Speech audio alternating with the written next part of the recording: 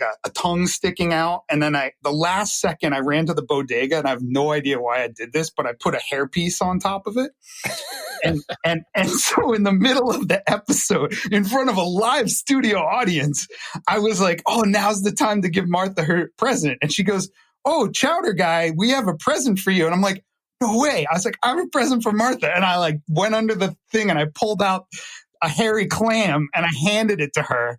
And she had just come out of prison, and they were like, camera 1, down, camera 2, down, off, off. And they like whisked me off the show, literally. And they were like calling, like all pissed off. And dude, I didn't do it intentionally. I literally wanted to give her a clam. That's ridiculous. There was nothing suggestive in my thinking. was that over in the west side at that 601 building? Yeah. Yes. That's like the Death Star for studios. It's pretty incredible in there. It is incredible. And if you go online, you will see that episode gets cut off so fast. I go, oh, Martha, I have a present for cut. It's gone. Done. Yeah. So anyway. So tell us about your family history. And you were raised in Massachusetts, and you have a deep relationship with the ocean, and with fishing, and all of these things that get handed down to us that give us an appreciation for the ocean that kind of started your love of cooking, I believe, right? Yeah.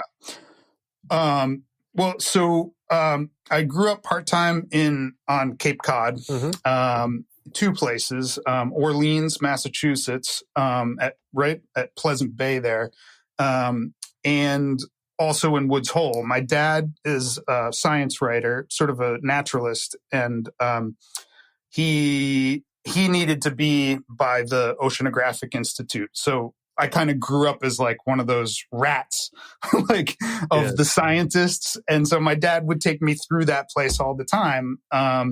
And I was fascinated by, it was the way my dad and I connected. Like my dad's not so great at emotions and like those kinds of things.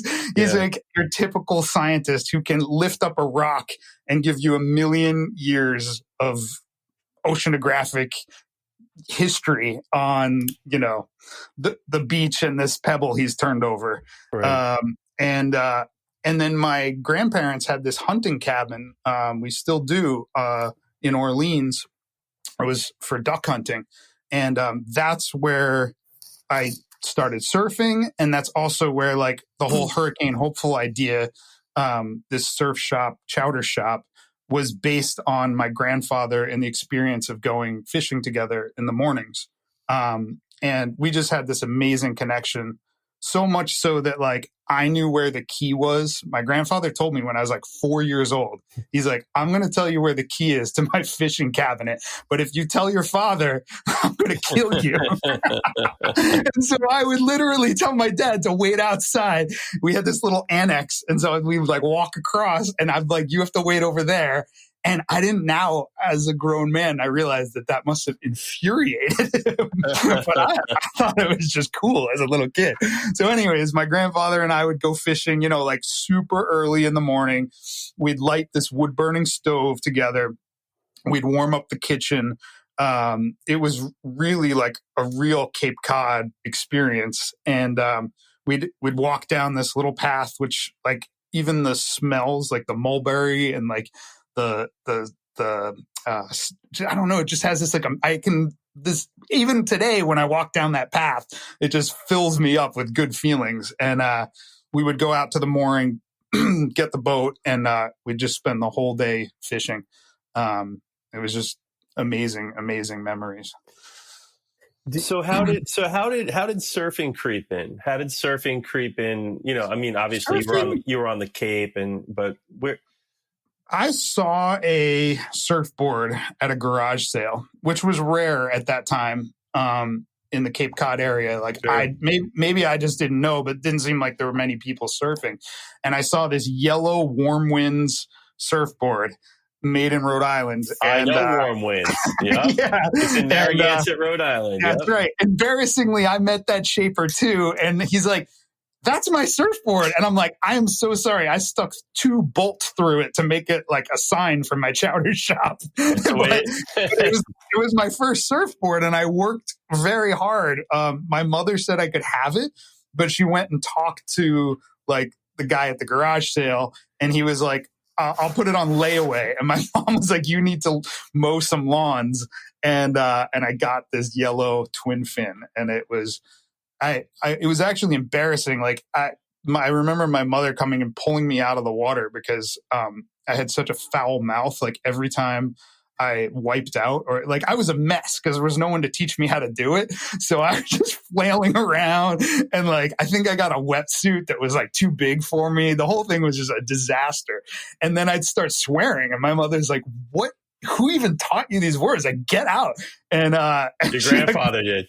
Yeah, my grandfather had the worst mouth, like the worst potty mouth imaginable. But yeah, and yeah. So that was that. That's where it started. So frustrating, man. That first year was so frustrating.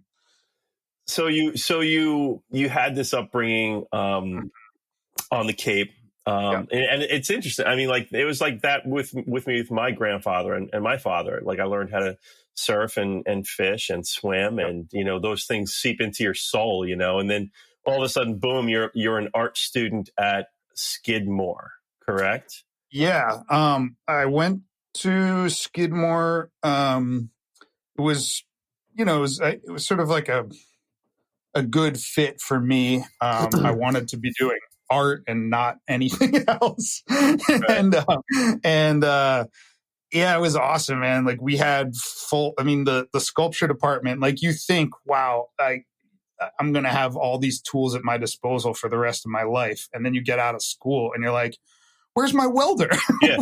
You mean I just can't buy an arc welder? It was a horrible realization. Oh my God. Yeah. It was so that was a pretty awesome time. And thought I was gonna do art when I got to New York, and then realized somehow I got a little sidetracked because I was apprenticing myself to different artists, and I was just like working alone in a like dreary studio, and like they weren't that nice, and it just didn't feel right. And then I took like some side jobs as a waiter, and then and this started when I was really young, actually.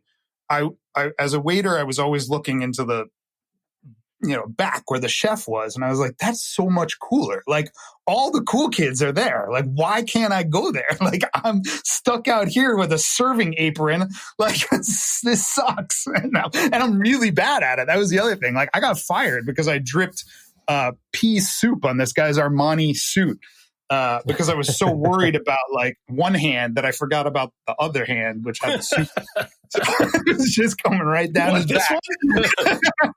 So, but anyways, like the whole restaurant thing got me so excited because it was fun and it was kind of a little wild. And did you ever think at that time that you had the chops to become a chef? No way. And in fact, it started even earlier. One of my first jobs was at the Harbor Freeze in Wellfleet, Massachusetts. And I was the ice cream boy. And it was like me with these 3 local girls who were like total badasses. And then like all the guys were like breaking down fish on the other side of the ice cream place. And I was like so badly wanted to hang with them, but they were like real locals. And it was, I knew in one summer, there was no way that I was going to get to do fish with them. And I really think that that's what made me start on my path of at least being like, yo, I can fillet a fish. Like, let me show you guys what I can do. Sure. Why are you making me scoop ice cream? I don't know anything about ice cream. How soon after Skidmore did you land in New York? And like, what right away. When was that about? I graduated. It was 2000. Okay. Yeah. Cool. Yeah. And you went right into apprenticing with any notable artists that you worked with? God, I mean, like such a short thing, like so short. Kiki Smith. Nice. I worked at the foundry, the new foundry over in Greenpoint. Yep. It wasn't like it just sort of, when something's not quite right. And I wasn't around. They were weird enough. They were definitely weird enough, but they weren't fun enough. And the restaurant scene had fun and weird. Yeah, no doubt. And so, I don't know. So that's why I got sidetracked from all that. But when I was working at the first crazy thing that I ever did in like that TV world was actually, and TV usually I think is like pretty lame, and most of the shows you go like, I can't even watch this. It's so ridiculous. But in the early days of reality television, I was living next to the new foundry, and I had my camper there, and these guys had me audition for an art show on television. And I was like, what is it? And I had my ukulele. I went to the audition from my camper. I smelled so bad. I looked like a disgusting like wreck. And they're like, you have 5 minutes to make your best art piece. And they had a table full of art. Oh, I remember that show. Yeah.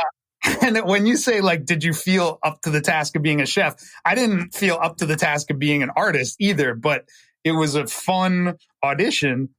And there was all this like junk laying around, and I just like took glue and I grabbed my ukulele off my back, and I just like with the glue, and I just started adding feathers and like I don't know, the thing was insane. It didn't even, and I just like slid it across the table, and they're like, okay, yeah, we'll let you know. And like a month later, they called me, and they're like in an English accent, which I won't do. They're like, you're going to go across America with us.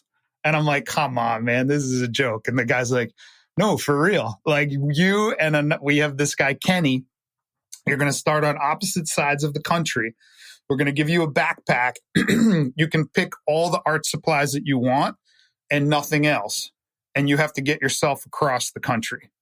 So I'm like, this is nuts. And we're going to pay you, which was pretty cool. But so I got to LA, I had my backpack. They're like, go get your art supplies. And then they go, hand us your wallet. And like at that moment, shit got so real. Because before that, you're like, yeah, these guys will help me out. This is going to be awesome. I handed my wallet, and they're like, okay, now get yourself to the other side of the country. And like, dude, it just set in like, what did I get myself into? And I was outside of the MoCA Museum in LA, and I'm like, all right, well, I've got a shitload of art supplies on my back. Maybe I can make something in front of like the tourists. And I walk up to the MoCA Museum. It's closed for like renovation. So I'm sitting out in the middle of like, it's just a dead zone with my heavy ass backpack and no people.